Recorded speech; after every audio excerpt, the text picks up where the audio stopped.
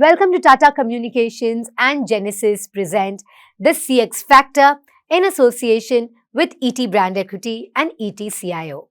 In today's hyper-competitive marketplace, customer loyalty is an increasingly scarce and expensive currency. One suboptimal interaction can precipitate churn, while a single emotionally resonant moment can convert a casual user into a lifelong brand evangelist. Forrester's CX index shows that improving CX by just 1 point can add hundreds of millions to over $1 billion revenue depending on the industry. Modern customer experience has moved from being just a service layer to an entire ecosystem. It is orchestrated through intelligent automation, real-time analytics, and hyper-personalization at scale. From AI-driven propensity models and predictive engagement engines to cloud-native omnichannel orchestration, technology has become the core operating system for how brands now acquire, serve, and retain their customers. The imperative now is to humanize velocity, scalability, and make sure that there is trust and empathy. Today, we convene leaders who are at the intersection of insurance, enterprise transformation, and CX platform innovation to decode the levers that truly drive customer engagement and business outcomes.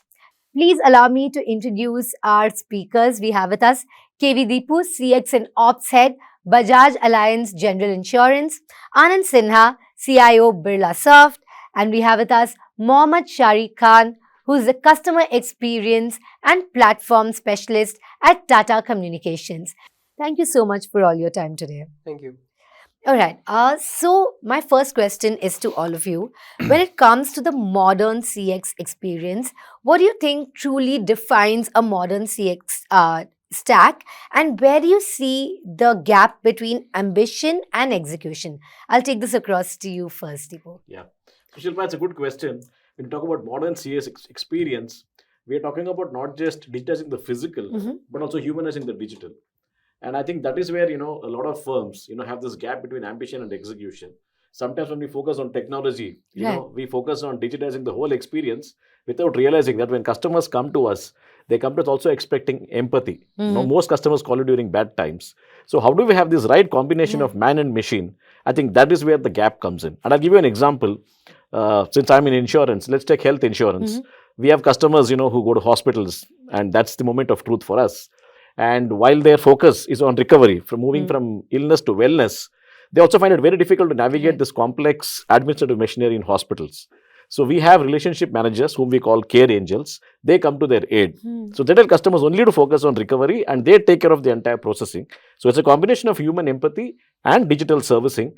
And our NPS on this initiative is 95 without a single detractor.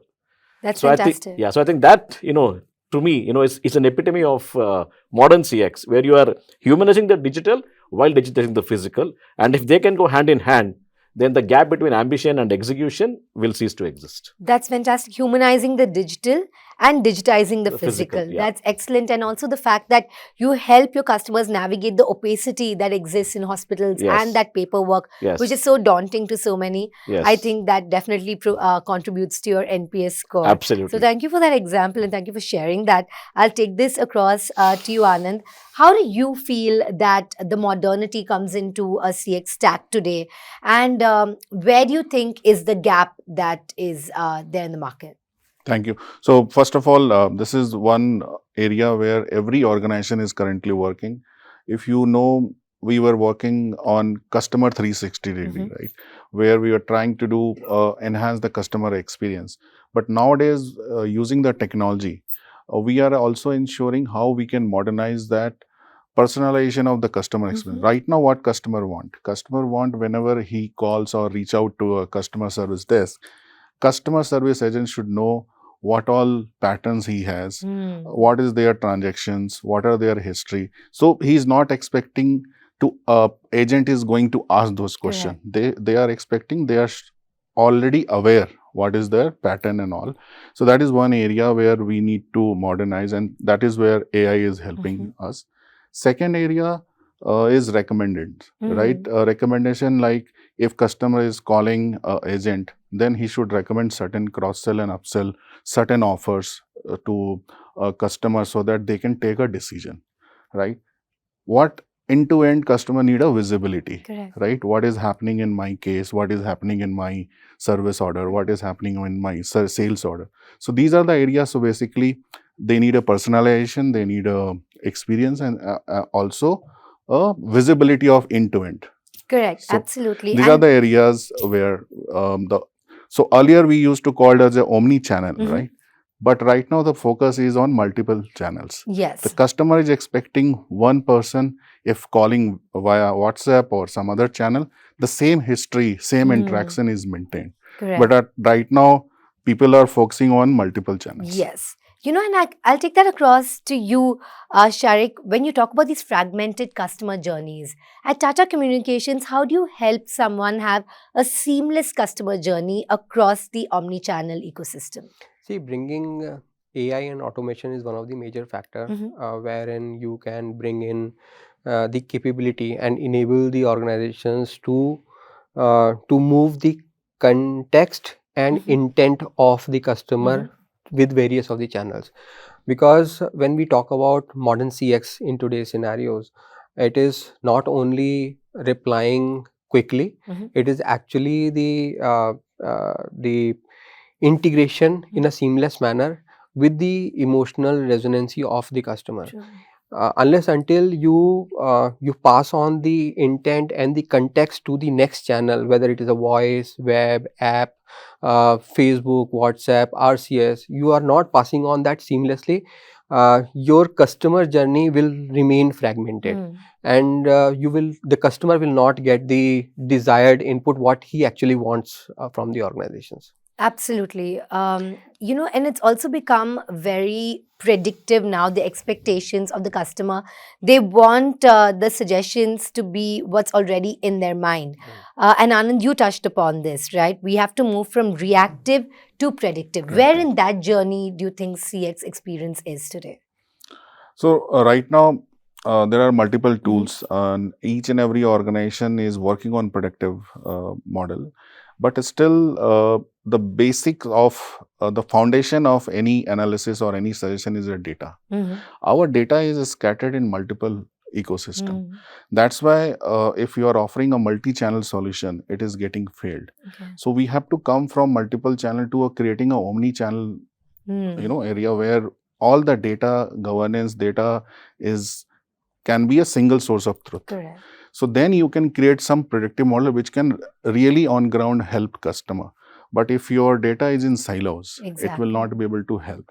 So that is one area where we are leveraging AI and creating a data model using our consolidation of data at one place and building an AI agent on top of it so that we can predict whenever customer asks, we are ready. Yes. It is not only limited to offers and suggestion, but if any fault is there. So we can predict because of you are having these patterns, you are going to have this kind of issue in coming week or coming month. So customer need all such visibility and information. Absolutely. And you can never have a 360-degree view until you break down those silos, as you say. Correct. What about in your industry? How has it moved from reactive to predictive today? Yeah. So Shilpa, when you look at insurance, when do we come to the aid of customers? When they are in trouble, right? When there's a claim, that's the moment of truth. So the shift from reactive to predictive can actually be a strategic and existential pivot for us. And I'll illustrate this with examples. If you look at motors, motor insurance, right?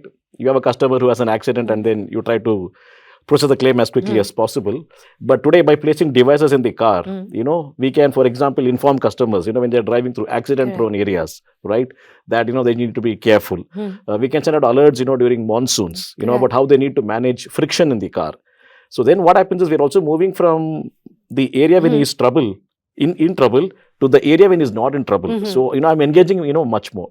Similarly, in the area of health insurance, because there are variables today, I can take data and proactively tell customers to take care of their health so that the shift happens from managing hospitalization to preventing hospitalization. So that's how, we are managing this shift, and I think it's really helping customers and the industry in a really big manner. Fantastic. Using predictive analysis to make sure that we focus on prevention rather than Curing. the cure. Yeah. Fantastic indeed. I'll take it across to you, Shariq. Where do you think the richest predictive experiences are happening today in CX?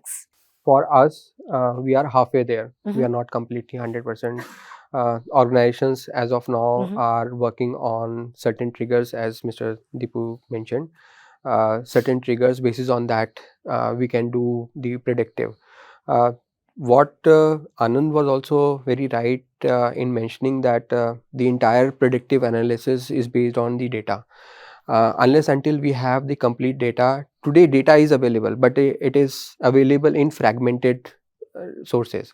Now, unless until we do a integration layered with intelligence, Mhm. we would not be able to do the predictive analysis. We are halfway there. There are many reasons behind it. One reason is the fragmented data, which Yes. is in silos present. Second is there are certain apprehensions from customers because of the privacy of those. Unless until those can be governed and be open about it, we will not be able to meet that particular standards which we are anticipating. We are halfway there, but sooner or later, maybe next 12 months or 18 months, we will definitely reach up to a stage wherein we can say that we are now can do the predictive analysis, because people are opening Yes. about it. They are talking about it and they want it. So this is how the industry is moving, and we are helping in this particular space. So you're right, the customer, if they are getting a richer experience, are willing to share their data. Correct. In order to facilitate that level of personalization, for sure. And like you're saying, it's going to be very futuristic in the next 1 to 1.5 years, where we're going to have a seamless and a very personalized experience across channels. When we are talking about AI, it is not only the AI, we are talking about responsible AI. Yes. Because AI is a highway wherein you can pick anything, but when we talk about responsible AI, that means that we are working on a certain aspects only, not the entire arena. Absolutely. Responsible AI governed by ethics with the right safeguards in place. That caveat always has to be there. Right. Without, that's an unsaid rule there. I'll take that to you, Anand. Zoning in on AI, where do you see the most compelling AI use cases in your industry, especially while also managing operational and reputational risk?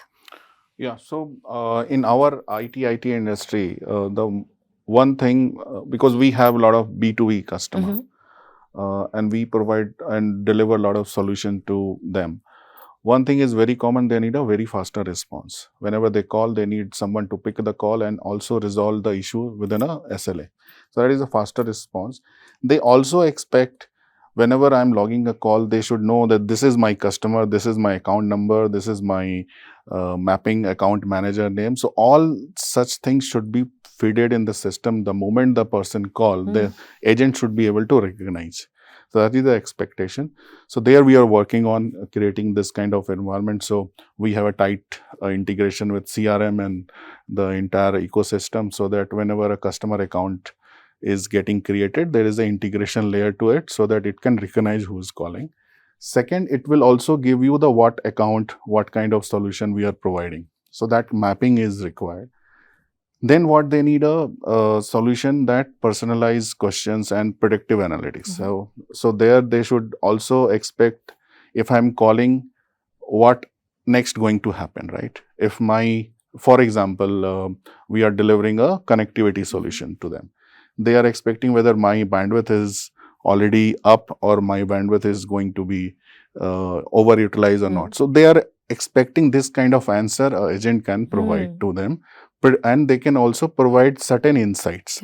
So it is not only limited to resolving the solution, but now customer expect lot of additional information that can provide by creating faster response, by creating a lot of predictive analytics using AI solution to it.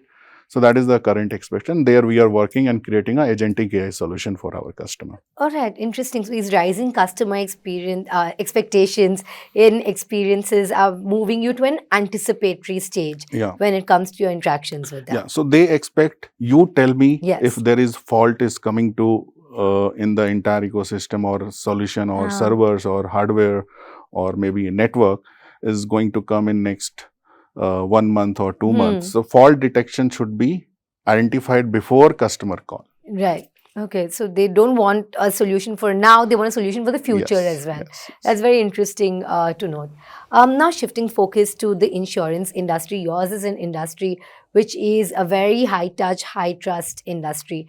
Now we hear so much about automation. He spoke about agentic AI. Where do you think in your industry that human touch is still most essential in the CX? So Shilpa, when you look at the insurance industry, you're right. It's a high tech and high tech industry, and where the combination of tech and touch comes in is when customers come to you for claims, because that is the reason why the insurance industry exists. And let me give you an example. If let's say earlier you had a motor policy and you crashed your car, you would call up the insurance company. They would locate the nearest surveyor who would come to the site of the crash, assess the extent of damage, and then the whole rigmarole kicks in. Correct. We said, how do we crunch the time here? So what we did, we empowered customers, so which means we moved to customer touch. So the customer now doesn't have to call a surveyor. He can take photographs of the car, of the damaged car, and upload them using a mobile app. Just 2 steps at his end. And what we've done, we have deployed AI and a tool called machine vision to do the same work which the surveyor would do.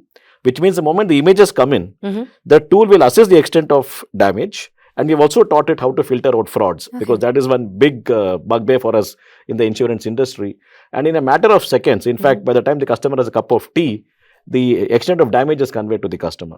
The customer gives his consent and then the money is transferred. So this is a case of, how you leverage tech and touch, to make a difference to the customer. And we launched this 8 years ago. Yes. We didn't launch it recently. And now, we've had plenty of, players, take this forward. So that's how, we've been able to find the right use case, deploy tech with touch, and then, scale it up dramatically. I must say that's a very popular pioneering move, and this is not the first time I've heard of it.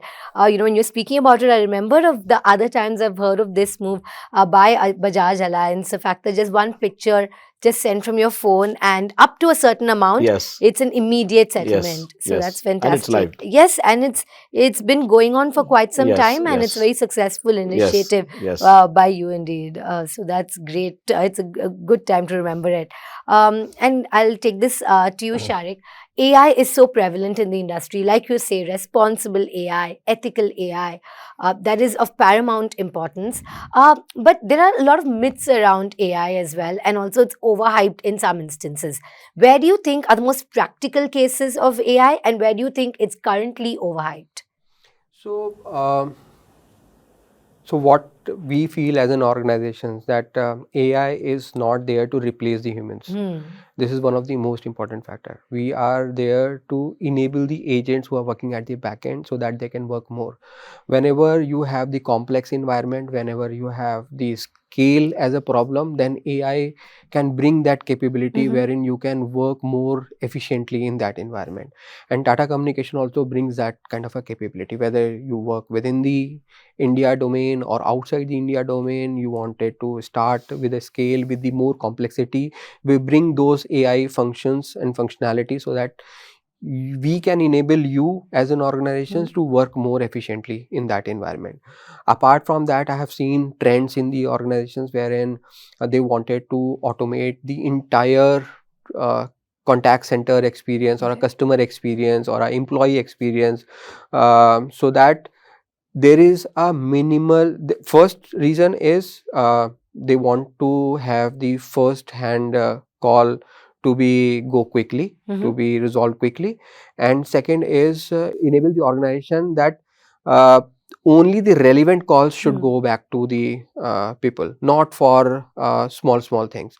So that is how the industry is changing, and we are helping the organizations in that particular space. Yes, absolutely. AI helps people have immediate access to vast amounts of data and act upon them in a meaningful manner, for sure. And I also think the pattern recognition of AI is definitely something that has helped the agents move up the value chain Correct. very quickly. I'll take your opinion on this, Anand. Yeah, so of course, AI is not going to replace human because human is required to train the AI. Okay, so of course, that is there. AI is helping and assisting human to take certain decision. Of course, we can't depend and trust on AI to take decision, sensitive decision, of course, because there is always a HITL, which is a human in the loop, that is necessary. What governance we have to do, that is more important, because you touched upon ethical AI, right? One is, of course, the AI can only run on the data set. How much governance you are putting on the data so that you can trust that data, Correct. so that your AI algorithm and your modeling can run. Second is, whatever model you implement, time to time you have to do the audit. Correct. You cannot create one model and you can run this for years. You have to proactively go and check whether that model is giving the right response or not, because the models are also getting upgraded. So you have to create and upgrade your models. So one is that. Second, always you need to ensure that your security part of it, your data governance part of it, you should have a governance policy framework in place before giving the entire customer journey over AI. That is very, very much essential, because it has a lot of information which can also create a problem for the Correct. organization. So that is the basics of any AI solution. To make it responsible AI, humans are required to be there, and they should leverage AI as assistant, not AI as a full-fledged solution. No, this is so true. There is no responsible AI without responsible data, and also coupled with responsible access to that data. So you've touched upon a very important point there indeed. Now it is time for us to wrap up this discussion. But I'll ask you for your predictions for the future, right? And I'll start with you, Anand. What do you think is going to be the next big shift in CX? I think a person is calling and getting all the personalized answer. Before raising a question or raising an issue, the AI agent or customer experience should say that you are already got this issue, we have already logged a call for it, and the engineers is going to come in this time. Okay. So that proactiveness is something that everybody That would be is so valuable. Absolutely. looking for it. And second, the moment the fault is that happening, similar way, real-time instant messaging or insight can be given, instead of a person to wait and call the right. And of course, in the traditional way, there is a IVR solution on call. So we should go away from that calling the contact center and moving on, waiting for prompt and IVR keys to put in, so that there should be a clear path for customer to reach out to the agent. That can be AI agent, that can be a human agent.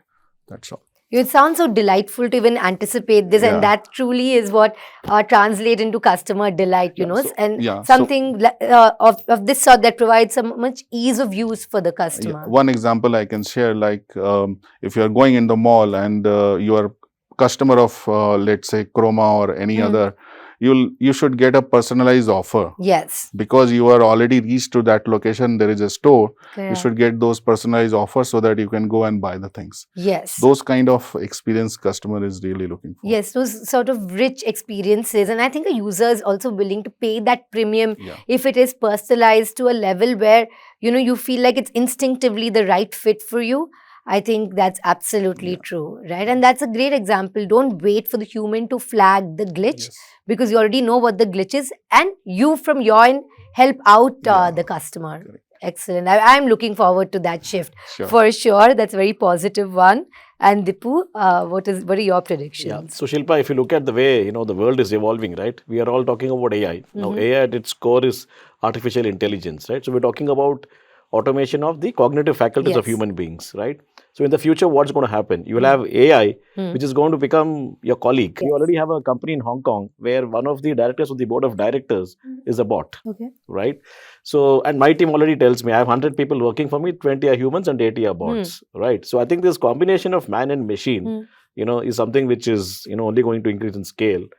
And also from a customer's perspective, today you're not divorced from your devices, right? Mhm.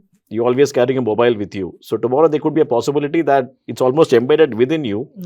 And wherever you go, right, you are a walking source of data. Yes. And firms don't even need to interact with you. Hmm. You go to the airport and, immediately the person knows, you're traveling to this place, right? So it just becomes very intuitive and, real time. So that's how I visualize the future of CX. Okay, so I don't even have to give my phone number. They're just going to know from my Yes, facial Yes. And recognition. the devices you're carrying. Okay, so Digiyatra is going to go to the next level very Yes. soon indeed. Okay. Yeah. And Shariq, what are your predictions for the future?